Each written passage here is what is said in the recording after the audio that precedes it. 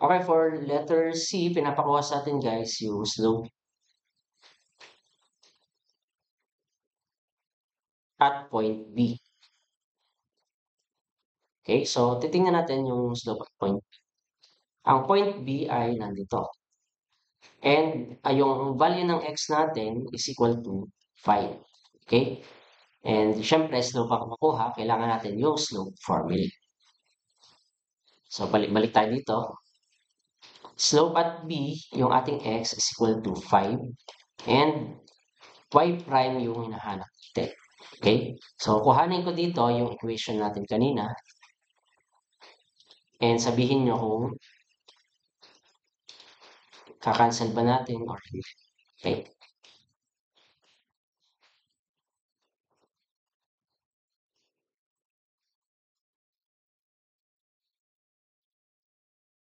Okay, so ito. At x equals 5, titingnan nyo, yung pag sinubstitute ba natin ng 5 ito, ano mangyayari? So, positive yan kasi magiging positive 3, right? So, kung positive 3 yan, therefore, hindi natin siya ika-cancel. Kasama siya sa equation. So, eiy prime is equal to 12 times 5 squared over 2 minus 20 times 5 minus 2 squared over 2 minus 32. So, if we try to solve this slope, tingnan natin kung positive mo siya.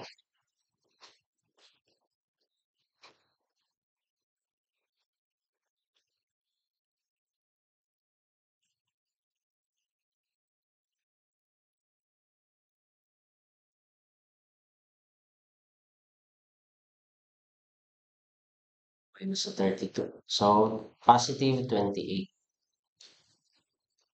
Yung lumalabas.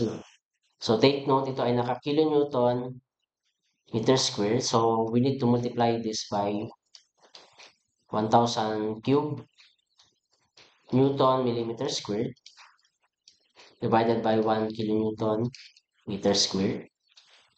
And yung EI natin is same with the previous one. Hindi naman nababago yan kasi constant. Ano? So, kunin ko lang dito. So, ito yun.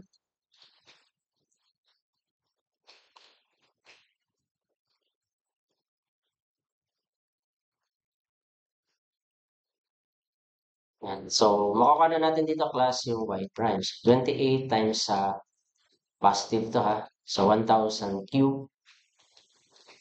Divide natin siya sa 5.333 times 10 raised to 12. So, dito makukuha natin yung okay, so kunin natin no. So, 28 times sa 1,000 cube. Divide natin sa 5.3333 times 10 to the 12. So, dito makakuha tayo ng positive 5.25 ano, times 10 to the negative 3. So, 0.00525.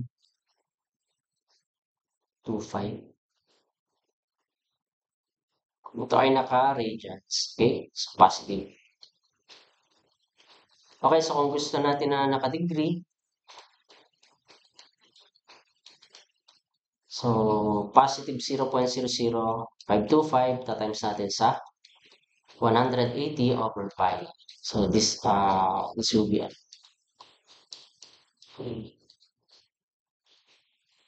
So, meron tayo 0.3 positive ano? O 301 degrees. Okay, so bakit positive yan? So, kung ito-drawing natin yung nasa right portion, this is your B. Nandito yung reaction nyo sa B.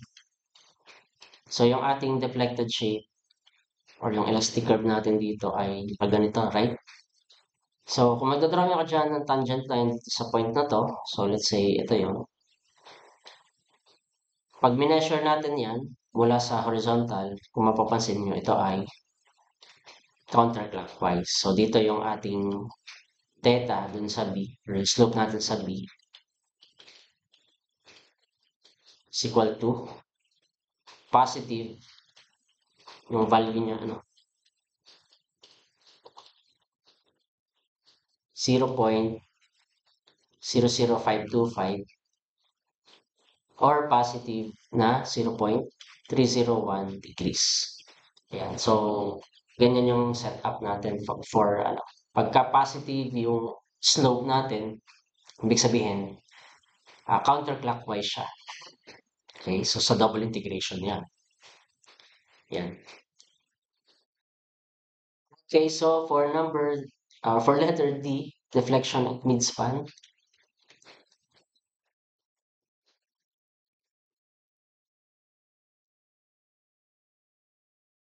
So at midspan, yung ating x is equal to, this is 2.5. Ano, pagka hanggang dun sa gitna. 2.5. Ano daw yung value ng ating y? Okay?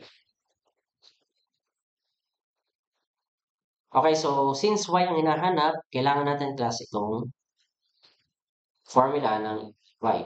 Okay? So ito ay 2.5.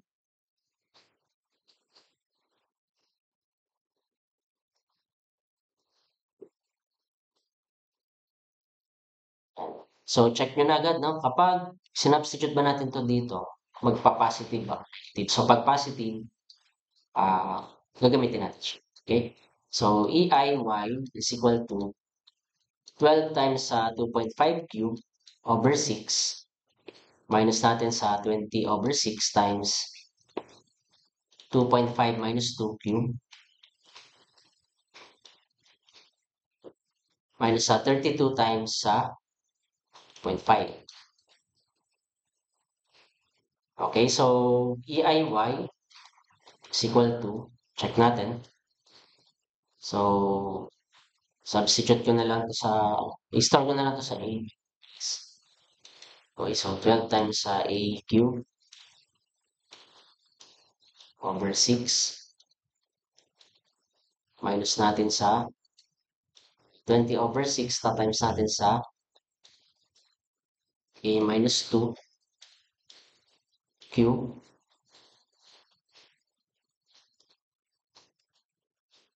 then minus natin sa 32 times 2.5.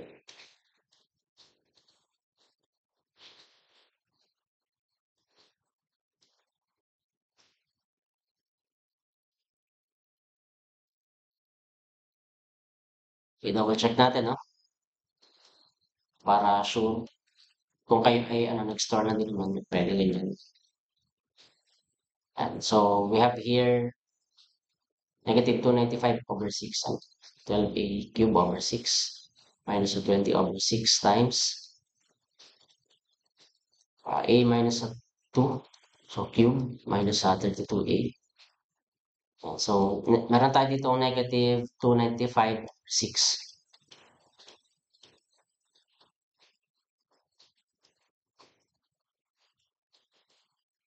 Okay, so ito guys ay nakakilonewton meter cube. So, kailangan natin siya i-multiply sa 1,000 raised to 4 para ito yung naka-newton millimeter cube. So, divide natin to by 1 kn meter cube. So, tanggalin natin, no? And y is equal to negative 295 over 6 times 1,000 to the 4. Diba, meron tayong EI. So, yung EI natin, kung tandaan nyo pa, so ito yung ating 5.3333 times 10 to the 12 Newton millimeter square. No? So, kaya ito ay 5.333 times 10 to the 12. Ang unit nito guys ay Newton millimeter cube. Ito namang ilalim ay Newton millimeter squared. So, cancel natin yung mga yan. Ang matitira na lang dito ay mm. Okay, so tama kasi ang unit ng ating distance or ng displacement is in millimeters. So, para makuha natin yung y in millimeters, yan, ita-times nyo lang yung value natin na naka-raise to 4. Then, 1,000 raised to 4 over 5.333 times 10 to the 2. So, meron tayo guys dito na negative 9.218.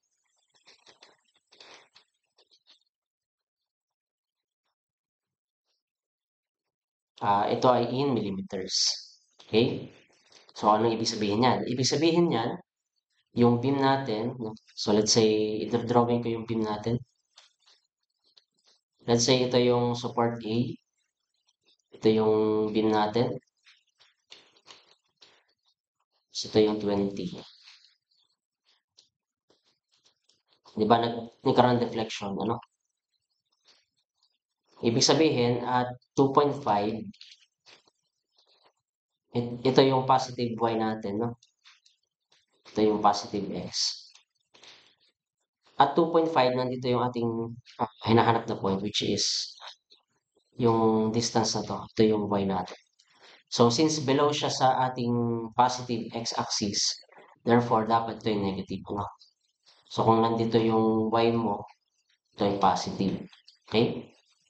So, dito, since nasa ilalim, below siya sa beam natin, sa x-axis, therefore, this is negative. Ito yung negative 9.218.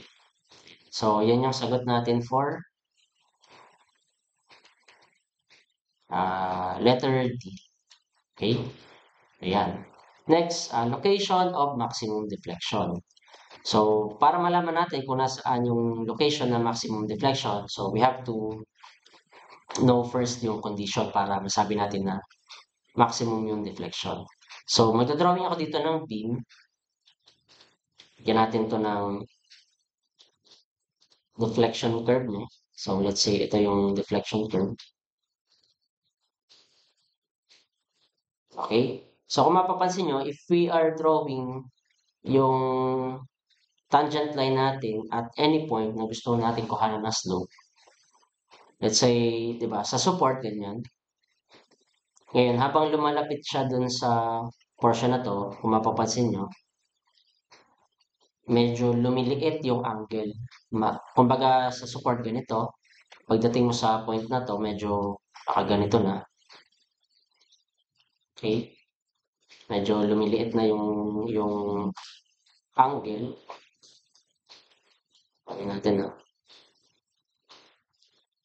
Halimbawa, sa point na to, let's say sa point na to, medyo lumit na yung angle. Okay? So, pag mineasure nyo to, mas maliit na siya dun sa nasa support. Ano? So, para masabi natin na maximum yung deflection, syempre, dapat nandun kayo sa lowest point. And para maging lowest point yan, dapat yung ating slope dyan is equal to 0. Or dapat parallel yung tangent line natin dun sa yung tangent line natin, no? Dun sa point na yon, dapat itong dalawa ay itong x-axis natin ay parallel. Ano? Okay? So, dapat ano yan? Parallel. Ito dapat ay parallel. Okay? Yan. So, para makuha natin yung location na yon, pag sinabi natin na ang tangent line ay parallel sa x-axis, dapat yung ating y prime ay 0. Wala tayong slope.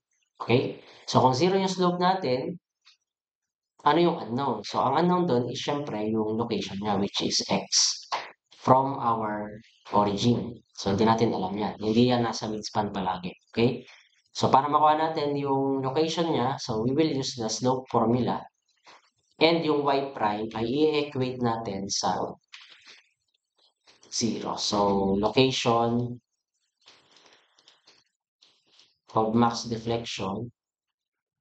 So, pag sinabi natin location, yun yung x. Ano? So, dito, hindi natin alam kung nasaan. Kaya nga hinahanap natin yung location.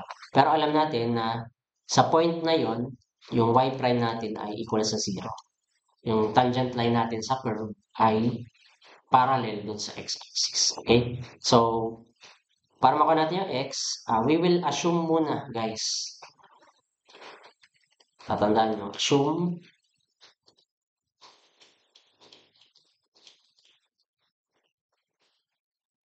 na ang x natin ay greater than dun sa load, which is, di ba may load tayo dito na 20. So, kung ito ay x, i-assume natin na more than siya sa distance na to, which is 2. Assumption pa lang yun. Okay? So, if we assume na ang x ay more than 2, isasama natin to sa equation. If ang assumption nyo ay ang x ay less than 2, hindi nyo isasama sa equation yung term na to. So, bakit? Hindi nyo dapat isasama to. Kasi kapag ang x natin ay less than 2, magne-negative yung loob na to, nitong term na to. Therefore, ine-neglect natin siya. So, dito sa case na to, kailangan natin gumawa ng dalawang assumption and check natin kung alin yung magtutugma, kung alin yung magiging correct. Pero pwede nyo guys na gawin na isang assumption na lang. Pero, kapag mali yung pag lumabas na mali yung assumption, saka mo ulitin. So, try natin dun sa una. Kapag ito, ang ginawa nating assumption, isasama natin itong term na to. Therefore, sa equation natin, meron tayo dito ang ei y prime, which is equal to 0 yung y prime. So, isa 0 natin to. Ito yung condition natin, no? 12 times x squared. So, wala tayong value ng x, yun ang hinahanap. Minus 20 times x minus 2 squared over 2 minus 32. So, para makompute natin, pwede nyo gamitan ng shift solve function ng calculator.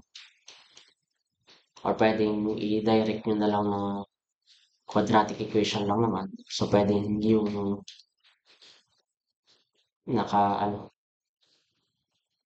mode 3.1 nga tayo. Hindi pala mode 5.3 yan. So, let's say this one.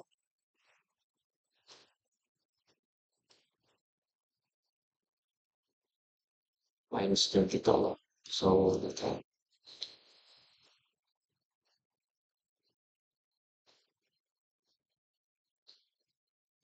Yan. So, solve natin, no? So, kung makikita nyo, kapag may nakalagay dito solve for x, lalagay nyo dito ay more than 2, pero dapat less than siya sa length ng beam natin. So, kung ang length ng beam natin ay 5, tapos gusto natin na x is more than 2, dapat within 2 to 5 yung ilalagay mo. Ako, ang nilalagay ko dito, usually ay yung nasa gitna. Ano ba yung gitna ng 2 and 5? So, pwede nyo gawin na nasa average, So, let's say 2 plus 5 over 2. Pero, pwede namang midspan lang din. So, nasa 3.5. Yan. Yan. So, kung mapapansin nyo, yung lumalabas na x dito is equal to 2.3542. Okay? Meters. So, paano natin malalaman na tama yung assumption natin? Okay, so tingin dito. Okay, so para malaman natin kung tama yung assumption, dapat x is greater than 2. So, dito tama, Okay, so tama tayo dyan, Another thing to check is, dapat yung x is not greater than sa, ano to yata yung symbol niya, sa length ng beam natin. So, dapat hindi siya more than 5. Okay? Or dapat less than siya. Okay, dapat yung x natin ay less than dun sa length ng beam natin, which is 5. So, kung mapapansin nyo, less than 5 siya. Okay? Therefore, tama yung ating assumption na yung x natin ay greater than 2. Now, paano kung ang assumption mo ay, tignan natin dito. What if ang assumption mo ay x less than 2? So, kapag ganyan, isusolve mo siya. So, ei y prime, so 0 to, equals sa 12x squared over 2 minus 32. So, dito, kapag sinip-solve mo siya, ba't di nyo na isi-shift solve yan? lipat nyo na lang 32 times 2 over 12. Let's square root natin, no? Yan. So, nalabas dito ay 2.309. Okay, so kung shift solve ang gagawin nyo, same lang dapat yung lalabas dyan. Ang problem kasi sa shift solve ay minsan prone siya sa error kapag ang nahanap ni shift solve or na solve function ng calculator mo is yung kabilang root. Ano, kasi dalawang root ang possible lumabas dyan. Isang pwedeng negative, pwedeng lagpas sa 5 or lagpas sa length ng bib. So, 2.3094. Okay? So, x equals 2.3094. So, kung papansinin nyo yan, yung x natin ay greater than 2. Therefore, wrong yung assumption. So, kung mali yung assumption, kailangan ulitin nyo. Ito yung gagawin. Papaguhin nyo yung. So, yan. I-try natin itong isolve ulit. Ano? Pag na negative. Yan. Kung mapapasin nyo negative, ano? Pwede lumabas yan sa calculator. No? So, mali yan pag negative. Kasi dapat, ganito yan. No? So, ito yung support natin. Nandito yung x nyo. Positive x. Ito yung beam natin. Diba ito ay x equals 0. Ito ay x equals 5. Dapat pag nag-solve kayo, dapat within this limit. Okay, so pag ang x nyo dito ay equal sa 7, therefore mali ito. Kasi lagpas siya sa 5. Pag x equals negative number, let's say negative 2, mali ito. Dapat within dito sa boundaries na to. Okay? Kasi ang deflected shape natin ay nakaganito. Or ang deflection curve natin nakaganyan. So, somewhere dito yung location ng ating x. So, dito ang ginagawa lang natin is we need to determine kung less than ba siya sa 2 or more than siya sa 2. Kasi kung less than siya sa 2, hindi nyo dapat isasama itong portion na to. Okay? Anong load pala. Hindi siya kasama dapat. Ibig sabihin nun, kung x is less than 2, dapat nandito pa lang yung cut natin na section. So, since dito ay ang lumabas ay more than 2, therefore, kung ito ay 2 meters, yung maximum deflection natin is located na dito sa 2.3542. Ayan. So, ganun yung sagot natin. So, sagot natin for this problem, for letter E, is 2.3542. Ito yung ating answer for letter E. Now, next question is, ano daw yung maximum deflection? So, to get the maximum deflection, we already know the location ng maximum deflection. So, substitute na lang natin siya dito, okay? So, maximum deflection. So, hinahanap natin yung y. So, at x equals 2.3542, ano yung value ng y? Okay, so, para malaman natin yon, so substitute nyo lang.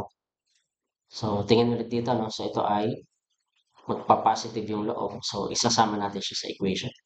So, EIY is equal to 12 times 2.3542 cube over 6 minus natin sa 20 over 6 times 2.3542 minus 2 cube minus 32 times 2.3542. Yan. So, dito makakakuha tayo ng value ng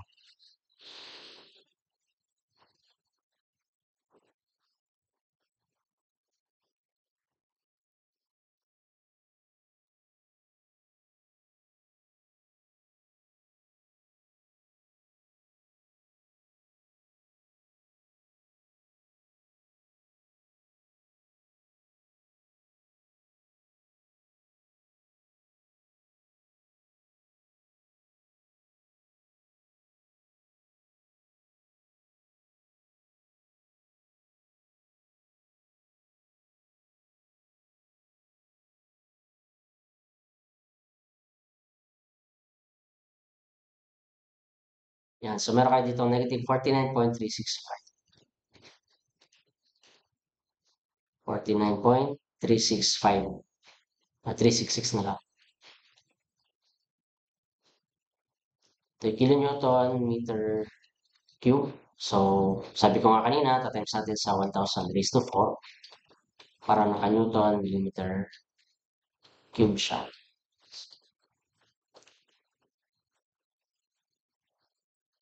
Divide natin to by EI. So, yung EI natin, katulad lang nung kanina, 5.333 times 10 to the 12 Newton millimeter square. Okay? So, negative 49.366 times natin sa 1,000 raised to 4 divided by yung value na to. No?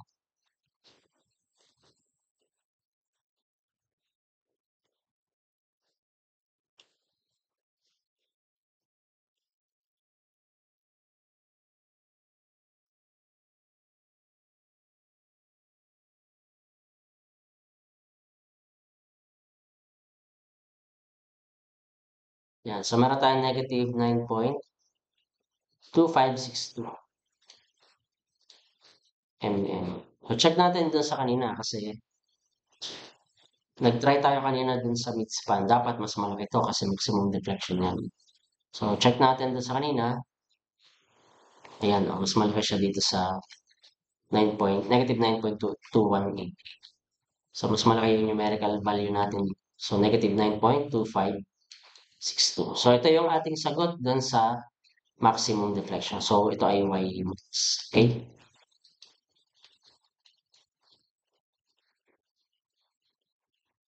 Ayan. So, that's how you solve for deflection using double integration method. Okay? Ayan. So, thank you guys for watching.